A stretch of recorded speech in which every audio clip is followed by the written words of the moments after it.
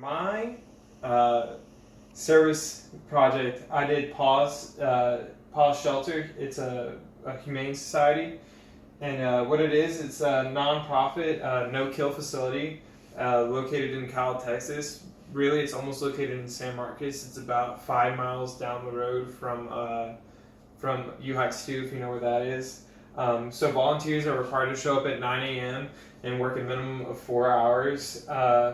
And like they're there to basically assist with the shelter before it opens to basically family members looking for that completion, like looking for that fluffy member of the family. It's always open at noon and it closes at 5 p.m. It's open, that's for Saturday through Monday, and then I believe for Friday through Tuesday through Friday, sorry. It's open till 6. And then it's basically you're there to help encourage families to adopt and stuff if they come in while you're working. You're also there to be there for the dogs. They've gone through a lot of them have, and so you're just there to basically provide for the dogs and the cats that have seen tragic lives, I guess, which is kind of weird to say about animals, but they got emotions too. So identify the need. Why is this service important? This service provides a safe home to a bunch of animals who would otherwise be facing death and kill shelters. It also helps with overcrowding in other shelters. Like they take in pets that would be killed due to overcrowding that would be put down. It also trains them, which is really cool. So families can come in and get a dog that's already had a bit of training. And then if there are some dogs that need special homes because of their background, that they've seen a lot of violence and so they're aggressive, and so then PAWS will help actually put them with a family or a person who can deal with that, or a trainer who's capable of dealing with that, and help condition the dog and make him feel loved again. They do the same thing with cats, except a lot of their cats don't go through traumatic experiences. They get them when they're relatively young. I believe the oldest cat I saw there was 3 years old, and that was only because the owner gave it up. And yeah. So what is the need? The need is to limit the pointless death and help bring families a new family member.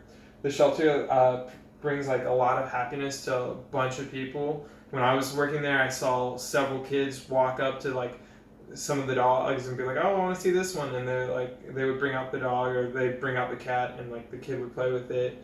And we also got puppies that day, and I personally fell in love with a puppy, but I'm an RA, so I can't have a puppy. Kind of sucked, but it's cool. Anyways, who is it impacting? It impacts both the animals and the families they join. When they join a home, that's basically what you call a forever home. And why you say that is you're hoping that they're going to be with that family forever. You're hoping they're never going to go through that emotional strife again. They also have an impact on a lot of young adults who, in college especially, this is when they get their first animal, their first dog, their first cat, and that becomes their best friend, and their biggest responsibility. So how is it implemented? It's implemented by volunteers who have to sign up for an orientation and go through training. It's also implemented by they have a community service portion where people who committed nonviolent crimes can come in and volunteer. I personally came in with the nonviolent crimes portion, but I didn't commit a nonviolent crime. Some of my friends did. I was like, "Hey, can I tag along?" And they were like, "Yeah, that's cool." I'm like, "Thanks." And that's how I got in. Totally appropriate for RAs. Just kidding. So what role can you play? So you can go sign up on their website, or ask if you can just do what I did and show up with someone who's committed a nonviolent crime and just be like, "Hey, I won't even take hours. I didn't take any hours for it. I was just like, can I do community service here?" And yeah, I thought that was cool that I got to do that. There's other people who are like, "Hey, can we get hours? We need to do it for a class." And they're like, "No." And I was like, "Hey, I need to do it for a class, but what if I don't take hours?" And they're like, "It's cool." I'm like, "Great." So the learning outcomes, what should participants get out of the event? What goals should be met? And I think they should develop a bond with like the animals they work with. Also, they should get a look into the world that like the animals have to go through. It also gets pet owners an appreciation for the homes they provide to their animals, like kind of realizing like their pets didn't have to go through what these pets had to go through. And then what should volunteers get out of it? So I think it's somewhere they can continually return to volunteer at later times. Maybe even find a job there. They do hire people for various positions, and they always are looking for help. They will also learn like get an idea of how to work with animals better. You can sign up to try and become a trainer there, and you can go through training to go become a trainer. And you really have to be more comfortable with aggressive animals who could bite you or potentially be really mean to you, and that's a big brave step. So it's not for everybody. So for me, I personally learned how to work with cats when I was there. I never touched a cat, never played with a cat, never really interacted with a cat, but I got stuck cleaning a whole entire cat room that had 12 cats in it, and I ended up like chilling with the cats. Like they were all climbing on me. I was like, "What's up, y'all? How you doing, fam?" And they were really chill. They were really nice. This is actually part of the cat room. It's like a big room with a bunch of beds, and on that wall there, it's a bunch of litter boxes. And personally, my favorite cat was this dude right here. I took quite a few pictures of him, and my friends are actually gonna. They adopted him, I think, and that's one of my friends right there. Her name's Alexia. They're gonna adopt him and provide him with a forever home. So the project was a project effective, timely. The project was kind of unorganized because there was a lack of like communication between the staff there and possibly too many volunteers working. So they have their own staff and their own volunteers come in. There's at the same time as we're coming in. So at one point there'd be like 8 of us working on one project together, and I'm like, it was almost too many hands. It was too many hands in on one deal. It got accomplished ahead of time, however, and we were done by like 12:45 instead of 1 p.m. Normally, you can actually stay on their busy days. You can actually stay until 5 p.m. They have a lot of dogs coming in, or a lot of cats coming in, or some big show going on. They'll have you stay really late. For me, I could only stay till 1 p.m. and they're like, "Oh, you're done." But I'm gonna admit, I hung around for about 45 minutes and played with the puppies. So that's me. This is a picture of like their cages that they have for the cats. So it's not a very good picture of it, but they're like 2 or 3 story cages basically where the cats can run around and go up and down, and they're put right in front so that when people walk in they can see the cats, bond with the cats. And it's usually they're sweeter cats that they put up front.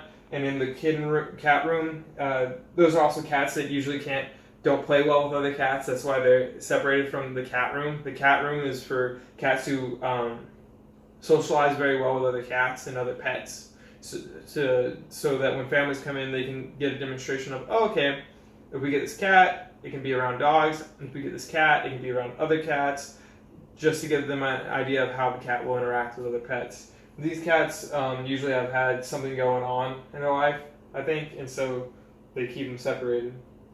So the leaders were 2 kennel techs who dealt with the volunteers like 90% of the time and would use us to like the maximum time they had with us.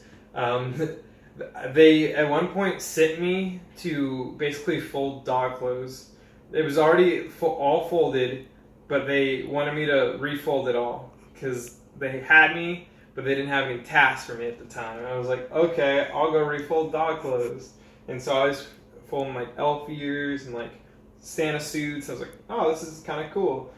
Because during the wintertime, they put a lot of jackets and stuff on their dogs because it got below freezing, and the facility is partially outdoors. And then when the dogs go out to play, they take off the jackets. But while they're chilling in their kennels, they want to make sure they're not cold, so they provide them with blankets and stuff to snuggle up and get warm. And they have a heater, but I don't know how well of a heater it is.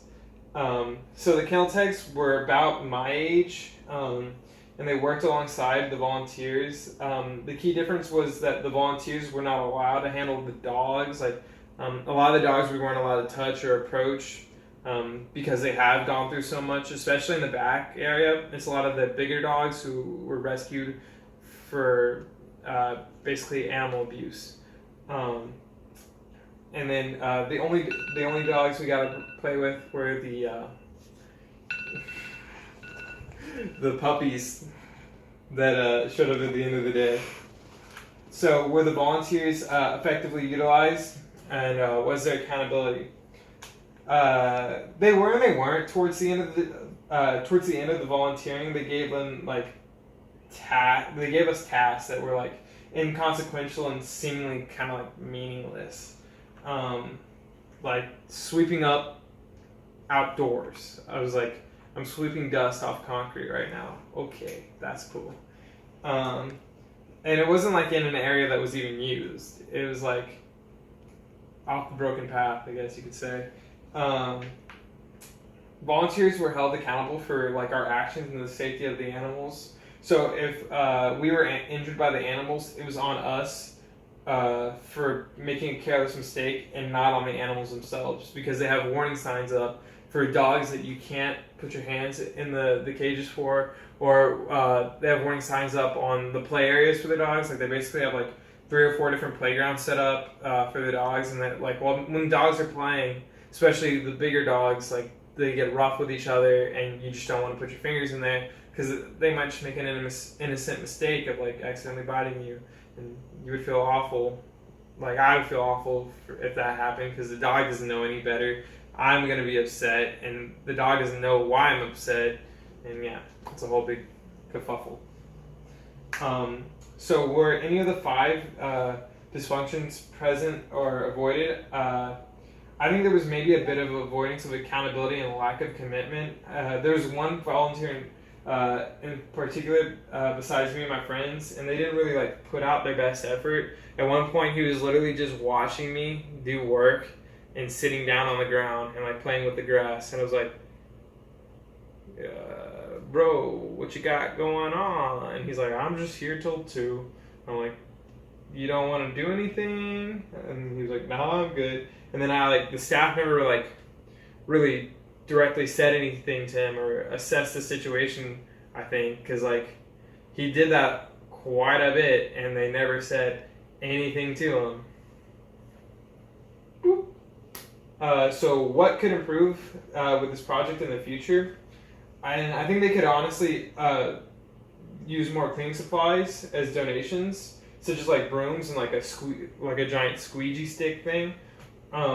I don't even have a request for them, because outside they mostly have a request for like dog clothes, dog foods, dog that kind of stuff. But if you called into them, like, hey, can I bring this in? I'm sure they would allow it, because when I went into their storage closet for all their supplies, I noticed that they only have like 2 of each thing, and I'm like, they could honestly knock out certain aspects of the cleanup process quicker if they had more supplies available, because they have the volunteers to do it. For example, this is the large dog area, and you can see, you probably can't see, but if you look at the PowerPoint right here, you can actually see the beds that they lay in. And what you have to do is you go in while they're, you put them all in, they have a little back room that they can go into, so you put them all in the back room, close the door, and you basically scrub it down with soap and water and stuff, and then you have to squeegee all the soap off the ground, because you don't want to risk the dog licking it up and getting sick. And we only have 2 squeegees to do that, and that there's another room behind there, and so it's probably about 32 dogs that you're having to squeegee the whole room for. And they're big, like they're not huge rooms, but they're like pretty big sized rooms, and so it takes time. And if you had 4 squeegees going instead of 2, the project would get done half as quick and just as effectively, I think. So how could I integrate service into campus? And I thought maybe we could possibly bring a pet day to campus with PAWS to allow like residents moving off campus to potentially get the first member of their new families. I thought that'd be kind of cute. They have dogs that they show off at like PetSmart, and like stores around here, but they never bring them to campus. And I think one, it has to do with them being high anxiety, maybe being a little high anxiety, but due to their past. But I think like we could figure something out to help find these dogs and cats like a home, you know. And that's it.